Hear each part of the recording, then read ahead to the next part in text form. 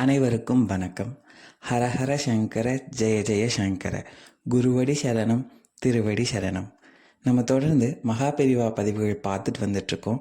இன்றைக்கி தீராத நோயை குணப்படுத்தக்கூடிய ஒரு அதிபூர்வமான அதிசயமான முருகன் மந்திரத்தை பற்றி மகாபெரிவா சொன்னதை பற்றி தான் இன்றைக்கி நம்ம பதிவில் பார்க்க போகிறோம்.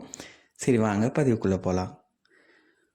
ஒரு முறை மகாபெரிவா காஞ்சி மடத்தில் இருந்தப்போ அவரை பார்க்க ஒரு தம்பதிகள் வராங்க. அவங்க வரப்பவே பெரிய வண்டியில் பெரிய வாகனம், அந்த கார் வாசலில் நிற்கிது. இறங்கி வரிசையில் நிற்கிறாங்க. அவங்க நின்னதை பார்த்த மற்றவங்களுக்கெல்லாம் ஒரே சந்தேகம். இவ்வளோ வசதியோடு வர இந்த தம்பதிகளுக்கு என்ன கஷ்டம் இருக்க போகுது?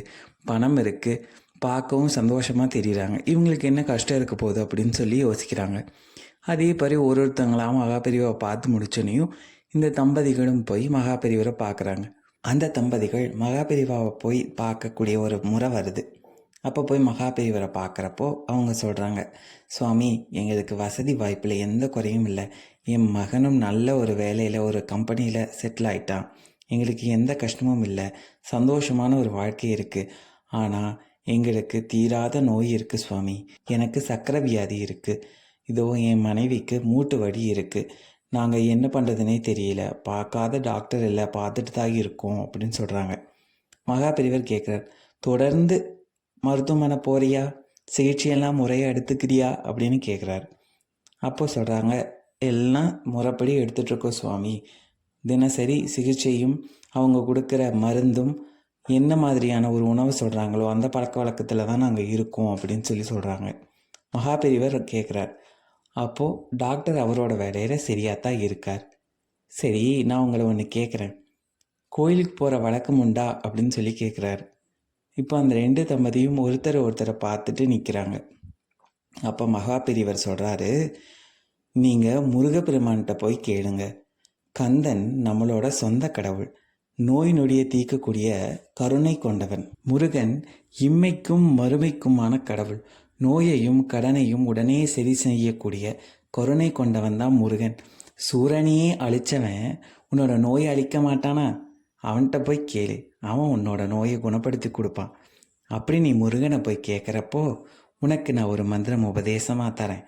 அந்த மந்திரத்தை நீ சொல்லி முருகனை வழிபாடு செய். உன்னோட நோய் படிப்படியாக குணமாகறத நீ பார்க்கலாம். ஆனால் மருத்துவர் சொன்ன குறிப்புகளையும் நீ தவறாமல் செஞ்சுட்டு வரணும்.